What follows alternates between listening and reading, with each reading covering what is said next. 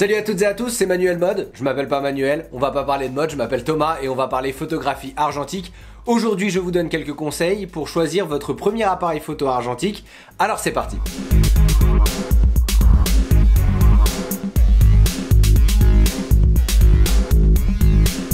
Avant de commencer, je voulais vous remercier pour tous vos commentaires et tous vos partages sur la vidéo avis de recherche. Merci beaucoup. On n'a pas encore retrouvé les personnes, mais je garde espoir. Alors, si jamais vous avez des idées, si vous avez des indices, s'il y a des gens que vous connaissez, qui connaissent d'autres gens, bah écoutez, envoyez-moi un DM, envoyez-moi un mail ou contactez-moi pour qu'on puisse enfin retrouver ces gens. Et on va effectuer maintenant le tirage au sort pour savoir qui remporte le lot de pellicules que je vous propose de gagner. C'est des pellicules moyen format pour fêter les 3000 abonnés sur cette chaîne. Et c'est Aliceo Vert qui gagne. Félicitations à toi. Envoie-moi un message sur Instagram ou envoie-moi un mail, enfin contacte-moi pour que je puisse te faire parvenir ton lot. Vous avez été nombreuses et nombreux à me demander sur Instagram souvent quel appareil acheter pour commencer l'argentique. On est en janvier et c'est le bon moment pour commencer l'argentique vu que c'est le début de l'année. Mais c'est pas évident de trouver le bon appareil parce que vous ne vous y connaissez pas encore assez pour vous décider. Sachez que chacun et chacune commence l'argentique différemment et que vos usages et vos envies d'en faire sont tout aussi uniques. C'est pour ça que je vais pas vous dire d'acheter cet appareil qui vous conviendra parfaitement parce que ce qui me convient à moi ne convient pas forcément à tout le monde. C'est pour ça que je préfère vous donner quelques notions pour vous permettre de choisir vous-même votre appareil photo.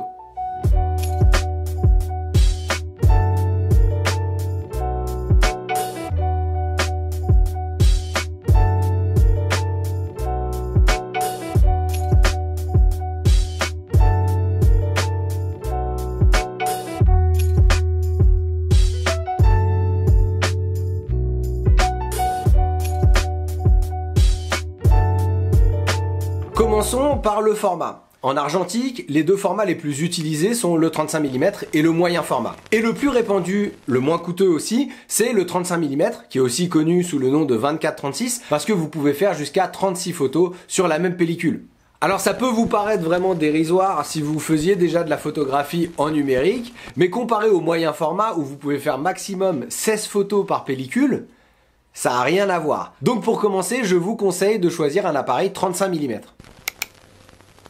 Ensuite, vous devez choisir quel type d'appareil vous voulez. Est-ce que vous voulez un réflexe? Est-ce que vous voulez un compact? Un appareil réflexe, comme sur les numériques, c'est un appareil à visée réflexe. C'est-à-dire que ce que vous voyez dans le viseur, grâce à un système de miroir, c'est exactement ce que vous aurez sur la photo. Ce sont des appareils qui varient en complexité en fonction des modèles. Sur certains, vous pourrez gérer tous vos réglages manuellement, sur d'autres, seulement une partie. Mais le plus important, c'est que vous avez la possibilité de changer d'objectif.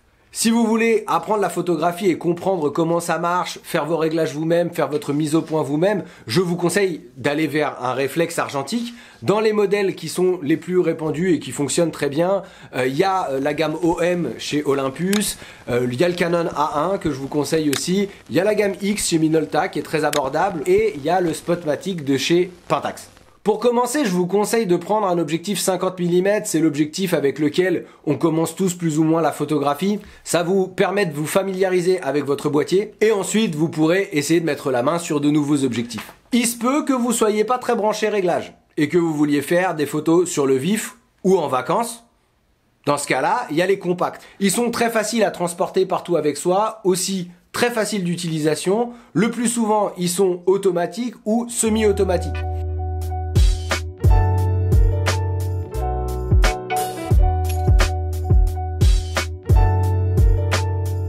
Si vous optez pour du compact, je vous conseille de choisir un appareil avec un flash intégré parce que ça vous donnera une plus grande marge pour faire des photos en basse lumière. Et si vous avez un autofocus, alors là, vous êtes au top. Et si vous avez un zoom, autant dire que la limite, c'est l'infini. Dans les modèles de compact que je vous conseille, il y a le Olympus AX2, le Nikon 35AD ou encore le Canon AF35.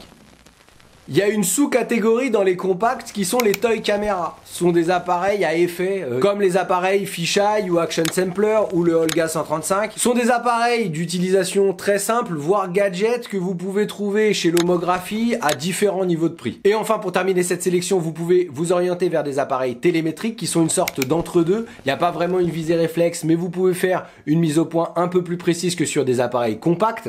Les objectifs sur ces appareils ne sont pas interchangeables. Souvent, vous pouvez régler le diaph et la vitesse. Même parfois, la vitesse est en auto-expo si vous voulez être rassuré d'avoir des photos bien exposées. Dans les télémétriques réputées, il y a le Canonet 28, le Yashica Electro 35 ou encore le Rolei XF 35 et même le Konica C35.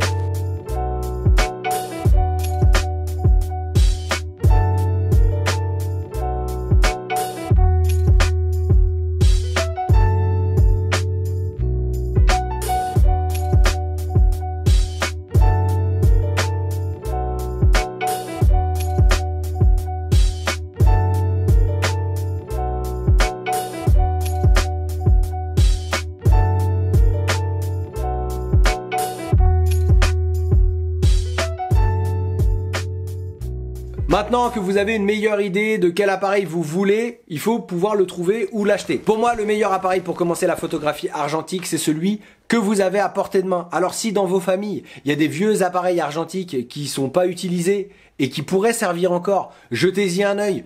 Regardez s'ils fonctionnent, regardez si les mousses sont bien et commencez avec ça.